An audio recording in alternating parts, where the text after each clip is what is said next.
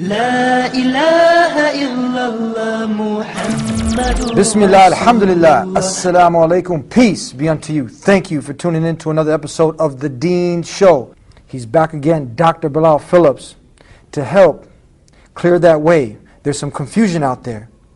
There are many ways calling people saying that they're the correct way. So how does one differentiate the true way of life, the true religion, the true way to be successful from all these thousands, hundreds of ways saying that they're the way? So when he comes out, we're going to try to answer this very crucial question here on The Deen Show. You don't want to go nowhere. We'll be right back. Allah, there's only one God and Muhammad is his messenger. Allah, la ilaha illallah. Allah, there's only one God and Jesus was his messenger. Allah, la ilaha illallah. I don't know why I did that. Maybe it's just to break the ice. Assalamu alaikum. Alaikum salam wa rahmatullah. Back again on The Deen Show. My pleasure to be back. All right. Alhamdulillah. Thank you very much. My pleasure. People can read about you at thedeenshow.com. You have your own private section. Is that right? That's right. Has your picture there, and they click on the picture, and your bio is there, and the show that we did, Purpose of Life. That's a crucial question. But another question is, people are like, you know what, religions are all the same. They're man-made. I'll just do my own thing. How does one differentiate the true way of life? If one has already acknowledged what's in his very nature, that there's a creator. But now, you have all these different isms, these different ways. How do you differentiate what is the true way? The true way to success, happiness, peace, and the pleasure of the creator of the heavens and earth. Talk to us, please. Well, if we're to find the true way, we have to believe, of course, that this true way must have come from God. So, if it's coming from God, it must have what we call a scriptural basis. There should be a scripture there. And then that scripture should be one in which there is no doubt. No doubt. No doubt about the authenticity of its text, its origin, the protection of that text from any change or modification, so that we know what is in our hands was what was revealed. Then we know we have a religion whose basis, whose foundation is solid. Otherwise, if the document that is claimed to be the origin is something which they've got so many different manuscripts of, and no two manuscripts agree with each other, like the Gospels, for example, there are over 5,000 manuscripts.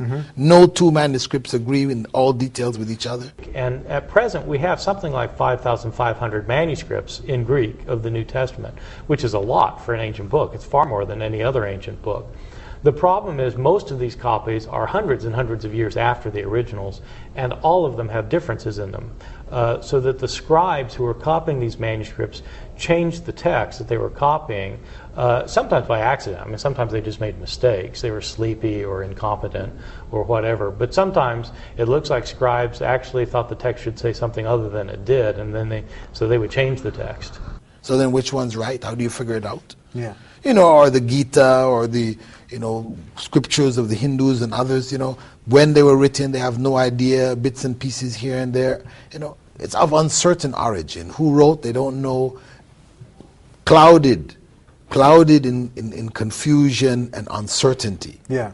So when you have texts like that, I mean, even the Old Testament, which may be a little more accurate and more solid than the New Testament writings, but even that, the scholars of scriptural criticism have shown contradictions that exist in it. Some places it looks like it's a manipulation of the text, where the author wants to change, where the scribe wants to change what the author said. I mean, in many cases it may be that the scribe thought this is what the author really meant, and so he changed it. But sometimes the text gets changed to say just the opposite of what it originally said. And so that can be a little bit troubling, yeah. Different documents which are being used, stories which are being repeated in different ways, and all kinds of doubts there. Yeah. We have doubts. So we can distinguish. We just have to put the basic scriptures on the table and say, like, which one we can be 100% sure about. And that's the Quran. The evidence is there. It speaks for itself. So it can't have... That is external. Yeah. That's from an external perspective. Yeah. Then internally, what does that text contain? Yeah. Now, is that text, if it's from God, it should contain accurate information. It shouldn't have fallacies and, contradictions with modern science and these kinds of things. When you pick up the other texts and you read in there, maybe you might find some interesting things here and there, but there's a lot of old wives' tales which don't agree with what we know about science today. Yeah.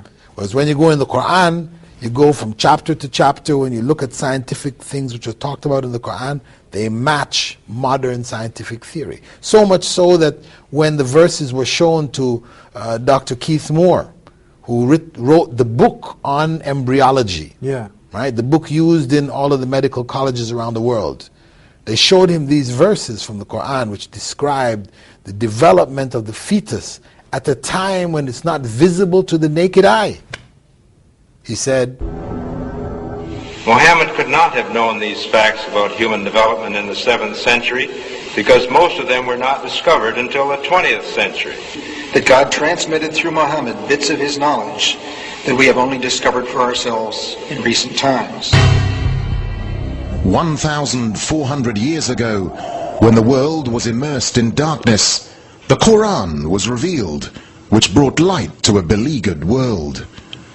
And whereas the earlier books came with many scientific mistakes, due to the hand of man having delved into them, the Quran had none of these contradictions.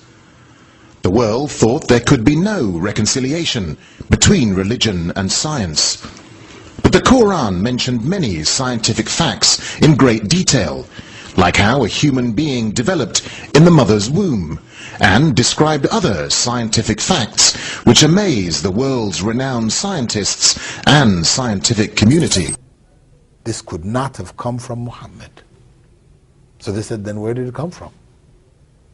It must have come from God. No doubt. Not possible to describe what is there when the microscope wasn't developed until many centuries after him. Yeah. This is the evidence.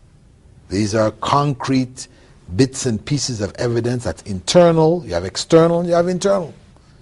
And then the overall message which is being taught. I mean, it's not a whole bunch of fairy tales, wild, fantastic tales, but things which seem to match the realities of this life. You read the Quran, this is God talking to you directly.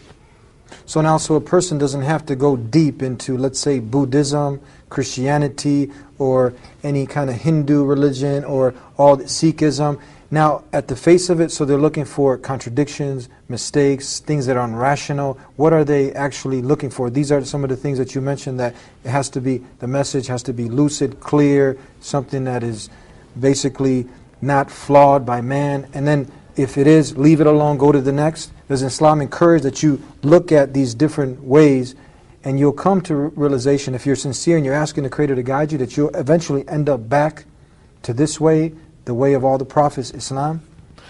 If a person is sincere, God is going to guide them. Yeah. That's for sure, if they're sincere.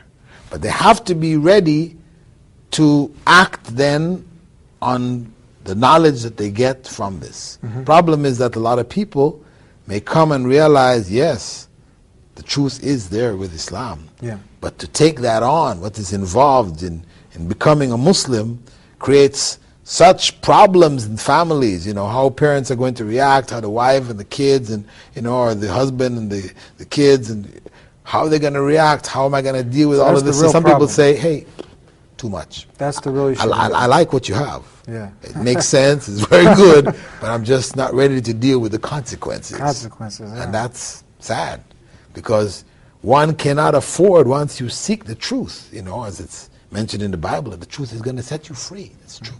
Set you free from ignorance. Bring you to the realization of the true God. So once you're there, for you to turn aside and say, well, because of people, I can't deal with this, that's a big mistake. That is the most serious possible mistake that you can make in your life.